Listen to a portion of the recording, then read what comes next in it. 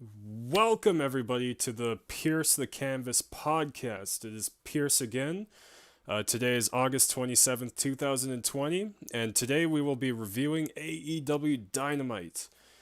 Tonight was a special Thursday night edition, again, due to the NBA programming schedule, which ironically didn't even end up happening because of all the drama in the world, which, of course, I want to send also my thoughts out to anybody who is a victim of these circumstances happening around the world. But don't want to stay on that for too long. We'll get right into the show. I thought tonight's show was fantastic. One of the better AEWs in the last couple months. One of the best ones of the pandemic era. I think would be appropriate to say as well. It was an excellent show, kind of a historic night. It's since the pandemic era started, this is the first night we officially had fans in attendance, like actual fans who like were able to buy tickets and so forth. Not just friends and family and that, but they were at 10% capacity, so I'm sure it was very safe. When they took shots of the crowd, you could always see that there was only a few of them together here and there, kind of plotted all over the arena. So I'm sure AEW is doing the best they can. As to whether or not it's a good idea altogether is an argument in itself, but it definitely did make the quality of the show better. Although I will say that they weren't always that audible, but there's a couple times throughout the show that you could really hear them pop, which we'll be getting to. So it was great to have the fans back. That was a welcome addition to the show, and it's kind of crazy that AEW is the first one to do it. There's no way that Vince over at the other company there is feeling too good about that he's not the first one. But anyway, tonight, just to preview a couple of the matches, we have Sammy Guevara versus Matt Hardy in a tables match. The other big match of the night, which opened the show, is a giant tag team gauntlet match. The winner faces Adam Page and Kenny Omega at All Out. And another couple of key things as well. No Excalibur again this week. You can read into that what you will. I'm not sure exactly why. So we had Chris Jericho taking his spot this week instead of Taz. Taz just came out for a second with Ricky Starks and Brian Cage, so he wasn't on the show for that long. So again, we start off with the gauntlet match. So we had Young Bucks versus Natural Nightmares, Best Friends, FTR. We started off with Young Bucks and the Natural Nightmares. And the Young Bucks are at the beginning of the match are getting heat on Dustin Rhodes. Dustin Rhodes ends up getting a comeback, gets in his obligatory Canadian Destroyer pretty early, before tagging in QT Marshall. QT Marshall into his match, kind of going wild. At one point, he gets a roll up, which had like a super near fall. I think he rolled up Nick Jackson. It actually had me shook for a sec. I was like, "Whoa, wait a second, what is going on here?" Later on, QT Marshall attempts his QT special. The Young Bucks reverse, deliver their super kicks. The Young Bucks connect their B to E trigger on QT Marshall for the win. Obviously, because it's a gauntlet match, it's not all we're getting. Up next came out Best Friends. Into the match, we get Nick Jackson going for his apron moonsault spot that he tends to do. Like he attacks the opponent in the ring, and then he, with his crazy agility, kind of jumps onto the apron to do his moonsault. So he attempted that, but onto Trent, but then Trent reversed it into a big spear, and it just kind of made me realize that Trent has one of the best spears in the game. Like that guy went for it there. Best Friends eventually they double team for a near fall after a flying knee from Trent. This leads to Best Friends dominating until Trent attempts a suplex and Nick Jackson reversed it. Trent attempts a apron pile driver. Nick reverses and lands a German suplex on the apron. Pretty big spot. That led to a tag to Matt Jackson. Matt connects a great top rope kind of flipping stunner. It was the coolest thing. I'm pretty sure he's landed it a few times. I don't think we get it all the time though, so it's pretty awesome to see that top rope flipping stunner move. Matt Jackson later on is doing his Northern Lights suplex spot, so the one where he's doing a suplex and then he gets up and does another suplex and then he gets up. So he basically does it 3 or 4 times, and then maybe on the fourth or fifth attempt, Trent reverses it into a DDT, big spot. That was pretty cool. Later, we get the kind of forearm into a throat kick into a suplex spot from Best Friends, and they attempt their finish. Nick Jackson rolls up for another near fall. Later on, he lands a 450 on Trent for another near fall. So this match, just tons of near falls after near fall. Young Bucks are attempting their Meltzer driver finish. Trent reverses Matt Jackson in the ring into a roll up, and Adam Page comes out and he's holding Nick's leg. Like, so Nick is trying to do his part of the Meltzer driver where he jumps off the rope, but Adam Page comes out and he's holding Nick's leg, so he's stopping him from doing his move. Like I said, in the ring, Matt Jackson got rolled up, so they're all distracted and they lost. They got eliminated because of Adam Page. So that was a pretty big story implication there. So we'll get back to that later on. They do cover a little bit more on that story. So they're pissed off, obviously. And they're eliminated, so they're not going to be fighting for the tag team championships at All Out. And so next up we have FTR, because they're the only team left with Tully Blanchard. They come out to fight Best Friends. Quickly goes the commercial right after they come out. During the commercial, we see that FTR just immediately storms into the ring and tackles Best Friends out of the ring. And from there, I guess Chuck Taylor hurt his leg somehow. FTR just started going after Chuck Taylor's leg the entire time. There was one point where they put Chuck Taylor into like a tree of woe position in the corner, and they started just beating the crap out of his legs. It was like, holy jeez, man. they're really going at it there. After the commercial break, FTR is still dominant until Chuck Taylor tries to roll up on Dex Harwood. And there's a weird spot here. So Chuck Taylor is rolling up Dax, and for some reason the referee wasn't counting. Like, he was kind of just looking on, and he wasn't doing anything. It was dang it, I hate to forget the referee's name, but the older guy, the older male referee they have there. And yeah, so he's just not counting, and then I guess like 3 seconds go by, and he taps the mat once and he kicks out. So that was pretty awkward. I do think that was, I don't know, like the ref just spaced out or something. So FTR do a double team spot on Chuck Taylor, and while FTR, like, another thing with the ref here, I hate that I like can't remember his name right now, but when FTR were doing a double team move to Chuck Taylor, you know how it's illegal to have two guys in the ring at once. So the referee's counting, and he counts all the way to 5. Like, I hear him say 5. 1, 2, 3, 4, 5. And they're just doing their thing in the ring, and nothing happens. So it's like, I don't know why he's counting to 5 if nothing happens. But anyway, Dax ends up getting a leg submission on Taylor until he taps out for the win. So they just beat the shit out of Chuck Taylor's leg the whole time, and that forced the tap.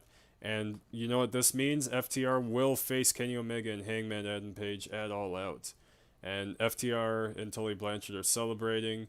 And I noticed the announcers are like really putting over FTR. I think they were pretty legitimately just kind of in awe at their, you know, their performance and their presentation, the way they come off on the screen. They come off as a really badass tag team. Like, I gotta say, and the announcers like were kind of getting that vibe, and you could tell they were kind of putting them over, even though they're heels. But I couldn't blame them. I really like FTR as well. I'm happy they're getting a title shot at All Out. I guess that begs the question, like, okay, so when are we going to get the Young Bucks match?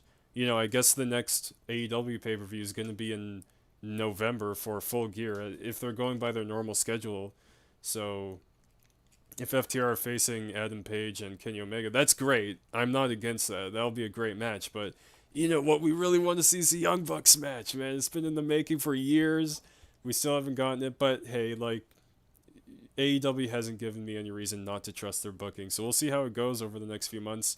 And after that, we were about to hit commercial break, and I hear Jim Ross saying, when we come back, we're going to get the biggest, meanest man on earth. And I was like, wait a second, who's this going to be? So we'll get to that in a second. Once they came back from commercial break, this was pretty crazy. They're showing Darby Allin, like one of his homemade like vignettes. Like, I'm pretty sure he just makes all of them himself, and he's and you just see him like going to a bridge in this vignette, and he's talking to Ricky Stark, saying that he's not afraid of anything. But yeah, anyway, so Allen in the vignette is going to this bridge, and he just jumps off the bridge. This like seriously high bridge, like I don't even know how many feet high, and he's jumping off. Granted, probably into water, but like the confidence this kid has to pull stuff off like this. Just looking at this 20-second vignette, he just blows me away. I was like, geez, this guy actually does that stuff, eh? And anyway, so basically the point of him jumping off the bridge, while he was jumping off the bridge in the video, you hear a voice track of Darby Allin saying, "I'm gonna show you, Ricky Starks, that I'm not afraid of anything." And it's like, dude, yeah, that's how you do it. Show me a video of you jumping off a bridge. Like, that's something that I would say exaggeratingly. Like, oh, what's Darby gonna do next? Jump off a bridge? Okay, well, now he did that, so I don't even know what to be sarcastic about at this point. I guess Darby Allin could do anything. So that was really cool. Next up, we have Lance Archer with Jake Roberts. That's, by the way, that's who the big mean man is Lance Archer. He's out there with Jake Roberts, facing a jobber. Unfortunately, I didn't get a name as Justin Roberts was announcing his name. Like as soon as he basically said, and weighing in at 180 pounds, and that's as far as he got because Lance Archer went right after this jobber guy. Actually, even before that, during Lance Archer's entrance, he goes to a fan in the front row and kills him. Obviously, it's like a plant. It's not like an actual fan. I think that none of the fans were like front row. They were all way back. But anyway, a fan, Lance Archer just goes front row and just beats him up, just pummels him, and then goes in the ring and just takes out the jobber while Justin Roberts is trying to introduce him, but didn't get to his name. They just said his weight, and then Lance Archer was beating the crap out of him. So that was really funny. Into it, we had Archer land a giant choke slam. He does his usual, oh, I don't want to finish the match kind of pin. So he pins 1, 2, and then he lifts his head up. He's like, no, I'm going to keep beating this guy up. Drops him with his like over the head power slam. Bashes the jobber's head into the mat 3 times, kind of his other signature move, and he lands the win against the jobber. I just love Lance Archer. I love the presentation. I do hope we get to see him in world title or TNT title position one day. So after the match, we went to commercial. I wasn't really expecting that the segment was continuing afterward. Once we got back from commercial break, we see Jake Roberts in the ring, and he's just hyping up Lance Archer for the Casino Battle Royal, which I guess he's in at All Out. And he's saying it's time for them to leave their mark. Says that Lance is going to eliminate everyone who gets into that ring in the Casino Battle Royal the second they get in because everybody dies. And Jake says he's going to chew them up and spit them out. And while Jake Roberts is talking a bunch of shit, Brian Cage comes out with Taz and Ricky Starks. And they get into the ring. We see Brian Cage and Lance Archer kind of facing each other. Taz starts cutting a promo. And this was kind of the other awkward part. Like, the first awkward part of the show was when the referee wasn't making that count. That was really weird. This was kind of a train wreck also. So Taz, he's a great promo. I guess he's trying to keep it on the rails. He's saying that, Jake Roberts and I have never crossed paths, which that was kind of cool to realize. Like, oh, it's Taz and Jake Roberts. But he's saying, nah, man, one of my 2 guys are going to win that Battle Royal. And this is something that I'm going to get back to later, but it's just like, it's kind of weird. Like, all these guys, it's a free-for-all Battle Royal. So, theoretically, Starks and Cage could end up fighting. But there's an even bigger point to make to that, which I'll get to later. But anyway, he's saying either Starks or Cage are going to win the Battle Royal, one of my guys. And then, like, I couldn't, because I was like writing notes, I couldn't even get what was going on, but all I hear Jake Roberts saying is, we don't have a lot of time here, we don't have a lot of time. Like, almost as if he's like a floor director talking about, we gotta get the show rolling, we got TV time here. I'm like, why is he saying that exactly? And then Taz just awkwardly says, yeah, one of my guys are gonna win. And it was like, I don't know, even saying it, like, it just sounds so dumb. I would just encourage you to watch it. They're probably going to cut the YouTube clip to make it not look as awkward, but it was really weird. Like, I don't know if Roberts just, like, forgot he was on TV. I don't know, man. Or maybe there's just something I'm missing altogether that happened that I just didn't get, but that was really awkward. Anyway, so after Taz is saying, "Oh yeah, my guys are gonna win again," after the awkward Jake Roberts moment, there's another awkward silence for like 3 seconds, and then Darby Allin's music starts playing. So then he comes out and he's going after Ricky Starks to kind of break up the awkward silence, and and then you see Lance Archer and Brian Cage kind of teasing to fight, but Jake Roberts gets in the way. He says, "No, no, no, not today, not today." He's like looking at Brian Cage. He's like, nah, we're not gonna face this big ass dude. He's gonna tear you in half." Yeah, and that was that. Next up, we see MJF backstage with all his campaign people. He's still in his neck brace, looking all pissed off, and he's got his lady secretary person with the most robotic smile I've ever seen, just hilarious. And he's just bullying a couple of his campaign people, and then we go to. I think we went to commercial, and then we came back, and we got a small look at Thunder Rosa versus Hikaru Shida. Actually, to be honest, this was kind of an entire angle that they showed here. So basically, the way it went is we see Rosa. They're just hyping up Thunder Rosa. We actually got to see some shots, some footage from her at NWA Power. They even had a Billy Corgan voiceover, just putting over Thunder Rosa and hyping up how she's the NWA Women's Champion. And the announcers in the vignette are teasing the possibility of her winning both, or being both the NWA and AEW Women's Champion. And then we hear more Billy Corgan. He's talking about how he's excited to see the two promotions, NWA and AEW, work together. And then we see an actual contract signing. So there's like literally 25 to no more than 40-second contract signing between Shida and Thunder Rosa. It was just like a pre-taped thing somewhere. And it went pretty normal. They, I think we saw them sign the contracts, and then we just see them kind of facing off between each other. Whatever, like slightly underwhelming build up. I think though it was cool that we got to see so much like NWA stuff, and we got to hear Billy Corgan talking on an AEW show. It's just trippy, but yeah, that was kind of cool. But I could definitely say for sure that I'm hyped for this match. I think it will be great between Sheeta and Thunder Rosa. So next off, we got one of the best segments. I'm not ready right now to pick my single favorite segment. This might be, but I loved the main event. But yeah, anyway, this was one of the great segments of the show, MJF versus Jon Moxley contract signing. So MJF is doing this thing, selling his neck. The announcers are talking about how, like they're selling the paradigm shift, how it could change your career. So he comes into the ring. We got the red carpet down for the contract signing. And then out comes Jon Moxley, and this was actually, I think, the first time I really noticed the crowd. They popped for this guy, as I would have if I were there. A big Moxley mark. But yeah, anyway, he comes out, the crowd goes wild. One thing I just want to throw in is, congratulations to the guy, too, for #1 wrestler on the PWI's Top 500. That's a pretty big deal. Like, they got Jon Moxley at #1 there, so congratulations to him off of that. Anyway, so they're both in the ring now, sitting down for the contract signing. MJF's lawyer is making it clear that the paradigm shift is banned at All Out. Jon Moxley cannot use the paradigm shift.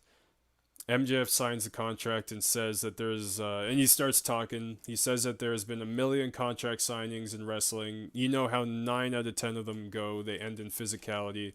But MJF says he won't engage. And while MJF's talking, again, the crowd is like going, Moxley, Mox. This is definitely the loudest the crowd, I think, was on the entire show. So they're just going nuts for Moxley, and MJF tells him, shut up! It was nice, being able to see heels get heat on the crowd again. So MJF says he's the better man. He can separate business and emotion. So he asks Jon Moxley to please practice social distancing during this contract signing. He says, yeah, just like your hairline is practicing social distancing. And that popped me. I started laughing so hard. And then Moxley came back. He was like, yeah, don't worry, you'll be here one day. You just got to hit puberty. And that even made me laugh too. That was great.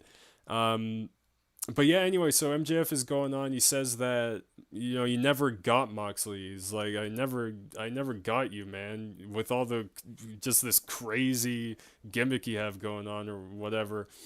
But he still wants to acknowledge that John Moxley's great. He pointed out something that I didn't know about. He says that when Mike Tyson was backstage, Mike Tyson specifically pointed out this John Moxley guy I would not want to fuck with in like a dark alley. And so I thought that was cool. Like, oh, MJF is telling us that Tyson put over John Moxley. Like, MJF is kind of putting him over by proxy. But then he continued to spit a great promo. He says it all out. We won't be in a dark alley. We're going to be in a ring where you'll be in danger because MJF is a pro wrestling prodigy. And continues telling the crowd to shut up. MJF goes on about how he's going to beat Moxley on September 5th. Says that Moxley will panic because he's a goon, not a wrestler. He says, yeah, I already got your game down, man. You're going to try to go outside and you're going to try to beat me up around the barricade, around the announcer's desk, blah, blah, blah. He says, I got your game down because I know that you looked up to guys like Sandman. He's dropping all these names of hardcore legends like Sandman, New Jack, John Zandig, and Onita. I never heard of either of those people. And then MJF says these guys are hot garbage. MJF says he studied wrestlers like Tully Blanchard and won't fall for John Moxley's tricks.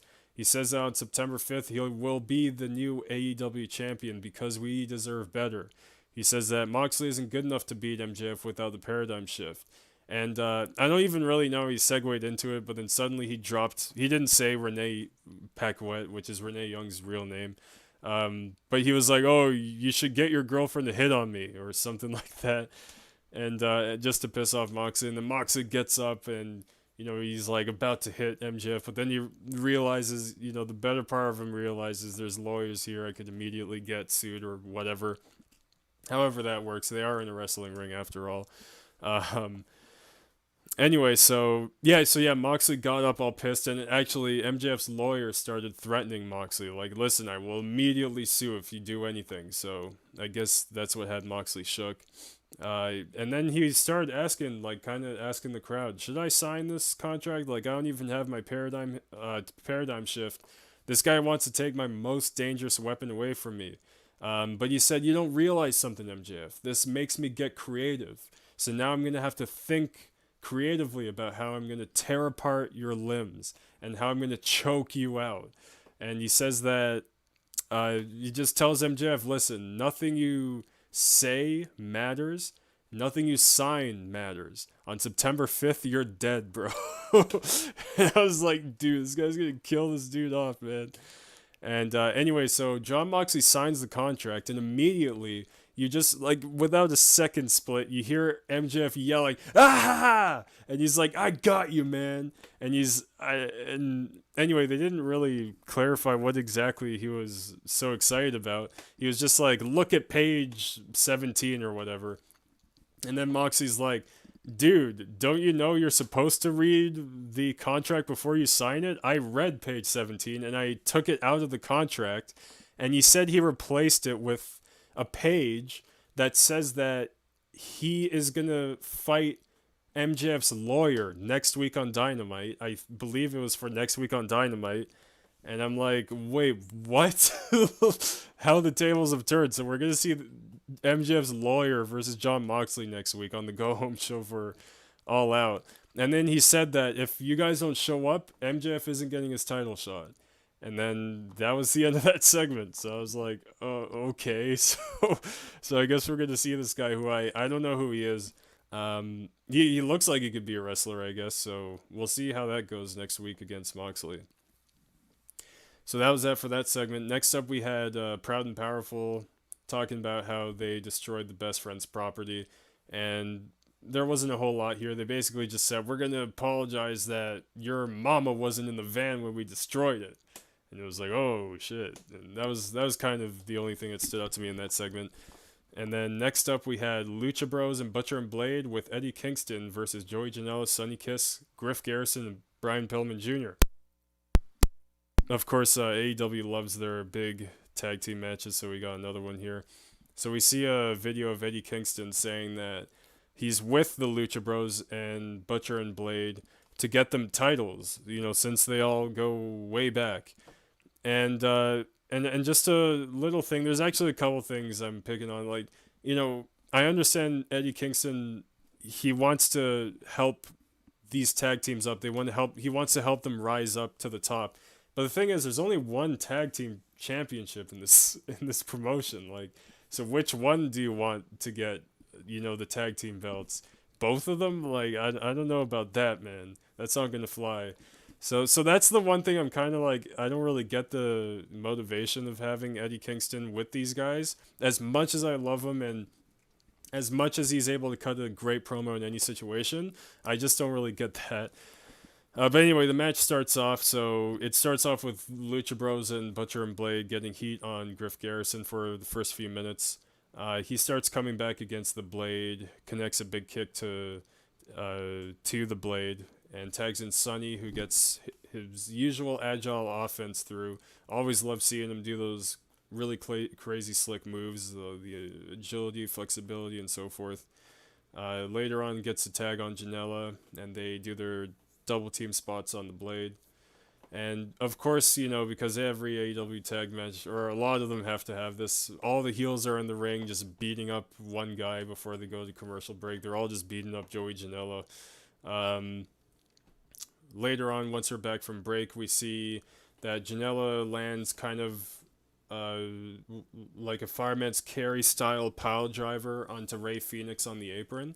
And then, like, very soon after, we suddenly see Pentagon Jr. just takes Joey Janela and package pile drivers him onto the apron. So those are some of the big spots of the match. And then Brian Pillman Jr. takes Butcher and Blades and Lucha Bros finish in the middle of the ring for the win. And then this is the next part. Again, I said earlier I was going to come back to this point. So Eddie Kingston is cutting a promo after the match. First of all, he's demanding the refs raise their arms, raise the winner's arms. So, the referee starts raising the arms of the winners. By the way, the name just came back to me. Rick Knox is the name of the ref. I don't know why. I apologize for forgetting about that. But anyway, so he puts us on notice. He says the Casino Battle Royal is coming up, and he says one of these people are gonna win. No, actually, he didn't even say one of these guys are gonna win. He said one of us are gonna win. So there's 5 of you.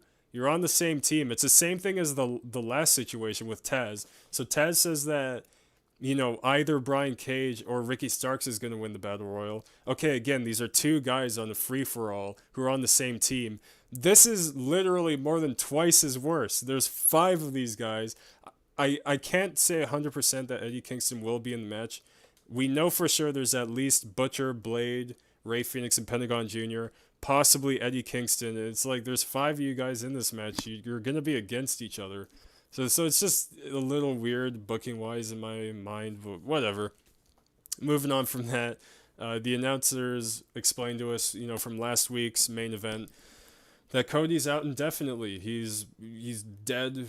Brody Lee killed him off in the TNT title match. Congratulations to Brody Lee for having won that championship. Very well deserved, in my opinion. He's been doing pretty damn good with the Dark Order. I thought this segment was actually a little bit awkward as well.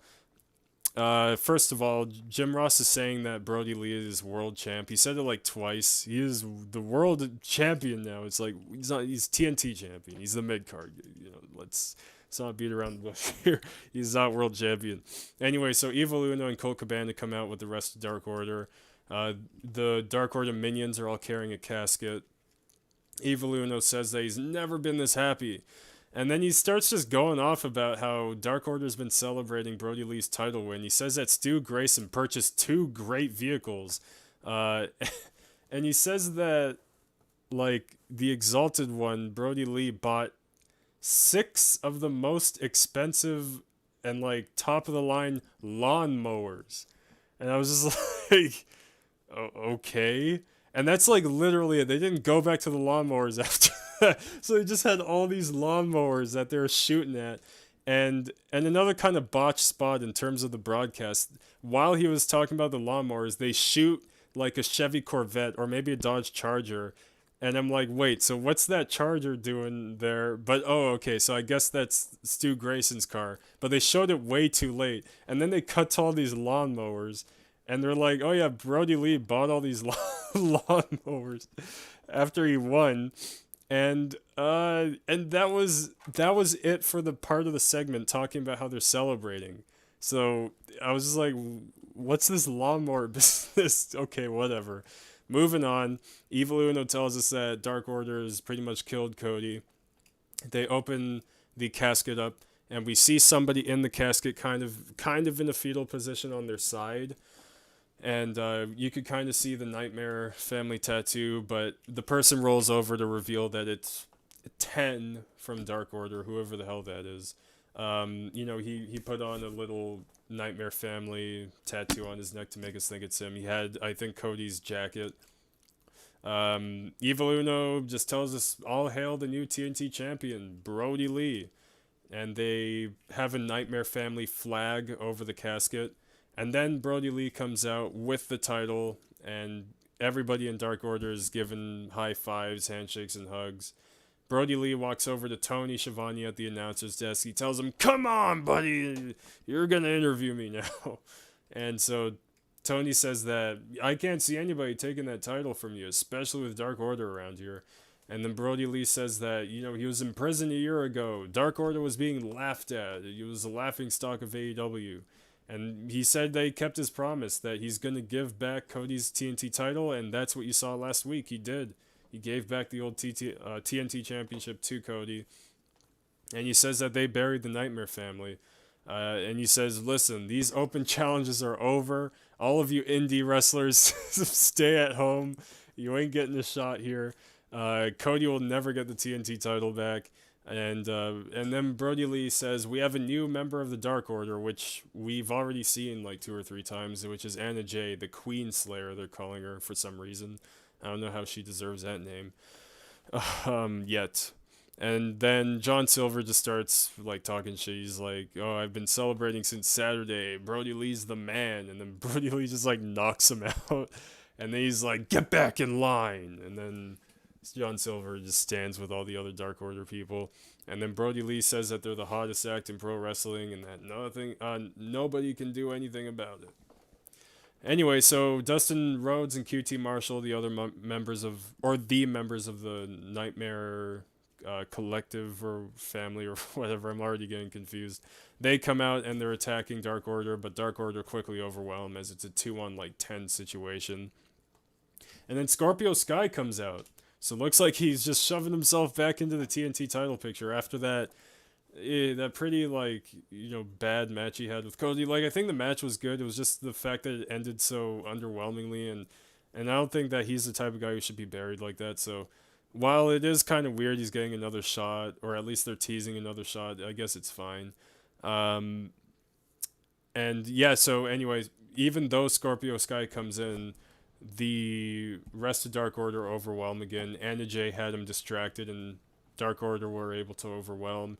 And then while Dark Order are beating the crap out of the Nightmare family, Scorpio Sky, Brody Lee and Anna Jay just take off. And then we see Matt Cardona comes out and lands his radio silence finish on Evil Uno. He, Nightmare family, and Scorpio Sky all take out Dark Order.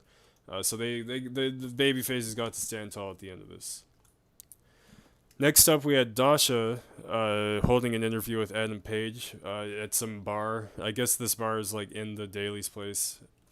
And the Young Bucks quickly disturb the interview. They're like pissed off, like asking him, "What the hell was that out there, man? Like, who have you become?"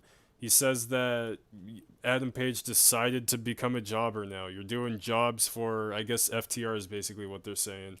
And he says, "You're nothing but a drunk, buddy." And I think he takes Adam Cole. I try so hard not to say it. Adam Page's drink, and he whips it into his face. So obviously he's pretty pissed off.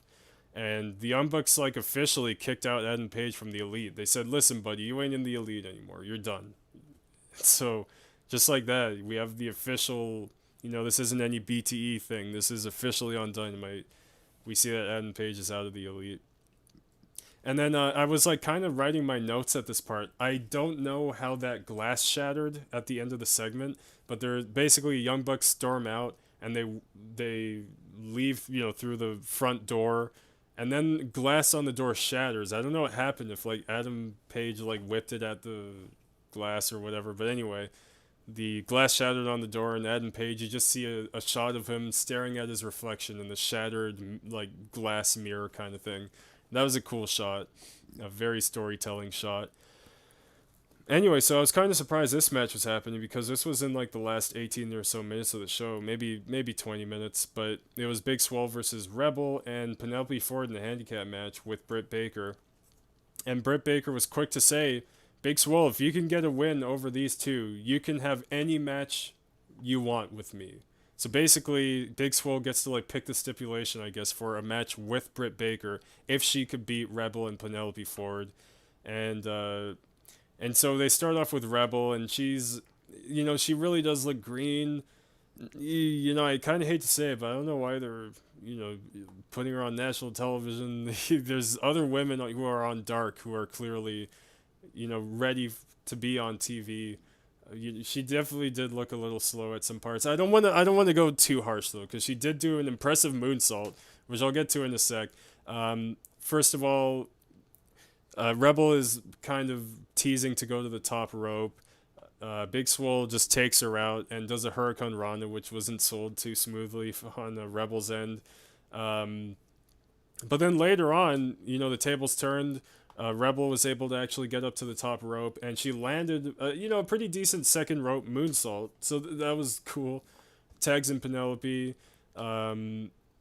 Penelope and Big Swole are going at it, and then at one point, Rebel takes one of Britt Baker's crutches, and she's threatening to take out Big Swole with this crutch. So I guess the referee got distracted. She tries hitting Big Swole with the crutch. Big Swole ducks, and then she hits Penelope Ford instead of hitting Big Swole. And then Big Swole was able to get the cover. The referee came back and counted 3. So Big Swole did it pretty damn fast. She was able to beat Rebel and Penelope Ford. So just like that, we're gonna see what kind of match we get between Britt Baker and Big Swole at All Out. I think they did say it's gonna be at the pay-per-view. And just before the main event, I was kind of getting the vibe at this point, or at least in the next couple minutes, that they were really trying to kill TV time because, anyway, like they got to their usual weekly segment where they're talking about what's going to be on the show next week, but they spent like a lot of time on this segment, like close to 5 minutes, probably like 3 to 5 minutes, like on just a segment talking about next week's show. You know, whatever, not a big deal, but they really crunched that time down for the main event, which still ended up being really good. But anyway, so we had announced Santana and Ortiz versus Best Friends. I don't know why, like, is it just me, or do I feel like this match has happened like so many times on Dynamite? At least twice, maybe 3, maybe more than that. At least twice we've had this match. So whatever, we're gonna see it again next week. Chris Jericho versus Joey Janela. We will also see Private Party and SCU versus the Young Bucks and Jurassic Express. I don't really know why exactly, but the winners of that match are going to face at All Out. So, for example, if Private Party and SCU win, they're going to wrestle at All Out. If Young Bucks and Jurassic Express win, then they're going to wrestle at All Out. I don't really get the point, like why, but whatever. And kind of another little bit of an awkward broadcast thing happened anyway. While they're talking about next week matches, suddenly you hear JR and he's like, wait, what's going on? Oh, Anna Jay's out here. And they cut to, we see Dark Order, Evil Uno, and Anna Jay going up to Taya Conchi, formerly Taynara Conchi from NXT, now obviously in AEW. Evil Uno and Anna Jay go up to her and offer her a Dark Order contract. And, you know, whatever, I'm not going to bash too hard because I do think she's great in the ring, but she's not a great actor, you know. She's trying to act like she's reluctant about accepting the contract, but she has like that bad actor grin on her face and stuff where you could tell that she's trying not to laugh or something.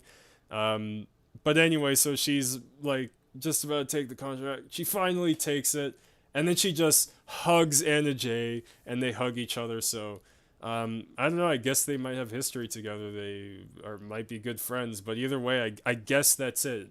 Tainara Conchi, or Taya Conchi, now she's known as, is in Dark Order. So cool. Yeah. Okay. I guess Dark Order is kind of just a vacuum now. They're just gonna take whatever talent isn't doing anything else. After that, we go back to kind of what's coming up. They're talking about the all out matches. We see a recap of Orange Cassidy getting beat up by Inner Circle, which will lead to the Mimosa Mayhem match at All Out.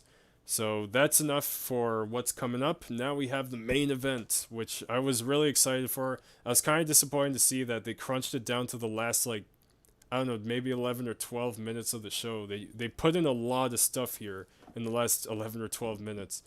Anyway, so Matt Hardy comes out. Or actually, no, before that, Sammy Guevara comes out with all his signs, and he's doing his signs gimmick during the picture in picture.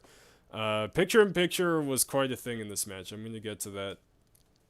Uh, anyway, after we come back from commercial, we see Matt Hardy comes out. They say he's got a 5 win streak going for himself, so that's cool. I didn't know he had such a great record so far in AEW. Anyway, so they immediately start fighting. They take the fight over the barricade, just brawling back there. Eventually, Matt Hardy throws Sammy over the barricade back toward the ring, and Matt tries to whip a chair at Sammy, like attempts the exact same spot, but Sammy dodged. And then for some reason we went to another commercial. So we went to another picture in picture, and during the picture in picture commercial, Sammy attempts to dive onto Matt through a table outside of the ring, but Matt Hardy dodges to the side, and Sammy went through the table. And I was like, did the match just end? Did they do the final table spot during commercial? But no, actually, that wasn't the end of the match. I don't know if this is just an AEW thing or if that's how table matches have always been, but apparently you have to put your opponent through the table. So if I just roll off the table and you go through it, that doesn't count. I have to put you through the table. So that actually had me really confused because I was like, what's going on? But then they just kept wrestling and I just figured, okay. But then the announcers did explain you have to put them through the table. So once we're back from commercial, we see that Sammy Guevara's all busted up. So he got busted up somehow. I actually don't know how, but I think it was during the commercial breaks. Something happened and he got busted open. I guess it might be the spot where he went through the table. Because I guess, yeah, he did kind of land head first into it. Because he did like a tope suicide to kind of... listen, I'm saying tope suicide like Excalibur. But anyway, he did a tope suicide to kind of move. And he kind of crashed head first through the table. So I guess that's where the gash came from. So once we're back from commercial, again, we see Matt Hardy hit his side effect onto Sammy Guevara on the apron. Matt Hardy throws Sammy Guevara onto the table and attempts an elbow drop through the table onto Sammy. And again, we get the same spot. Sammy moves over and Matt goes through the table. So two tables have, men have been put through two tables in this match. And it's still going on. And that's when in my notes I wrote, oh, okay, your opponent has to be put through the table. They can't just go through a table. The opponent has to actually do it. So Sammy is teasing whipping another chair at Matt. Matt Twist of Fate Sammy with his head in the chair. And, like, it looked bad. If you could grab a clip of it, I would really check it out. It looked real bad. I was like, damn, I feel bad for this guy. So Matt Hardy rolls out of the ring. He grabs a table from underneath the ring, pulls it out, which reads deleted on it. He puts, so he basically takes the chair. He stands the chair up like as a chair is normally stood up. He puts the table on top of the chair and puts Sammy Guevara, I think he put him on top of the chair to do like a top rope move. But Sammy Guevara got up and he started punching Matt Hardy at the top rope. And he did a superplex to Matt Hardy through the table and the chair underneath the table for the win. So Sammy Guevara actually went over. Matt Hardy actually... Not to say he gave Sammy the win. It's not like it's really up to him who wins. But they actually put him over. I was a little bit surprised. And it was a great match. Like, even though it was so dang short, it was just exciting and explosive. We got to see blood and stuff like that. Anyway, so Sammy Guevara's celebrating. We hear Chris Jericho is going nuts because that's his inner circle buddy, and then suddenly we cut to the announce booth and we see Orange Cassidy tackles the crap out of Chris Jericho at the announcer booth, and they just start brawling at the stage, and the refs try breaking them up, but they just keep on brawling, and they cut past TV time, so just during the brawl they cut the air, and that was the end of the show. So like I said, they fit a lot into those last like 11 minutes, like this big grudge match, as well as the angle for Chris Jericho versus Orange Cassidy. They were able to fit in there real quick. And on the whole, like I said, there was definitely awkward moments on the show, but I thought it was great overall. The crowd definitely brought a very much needed atmosphere. I miss having crowds, even though still it is a bit of a big safety concern. As long as they're doing the best they can, I really hope nothing goes too wrong. But I do love having the fans back, so that was great.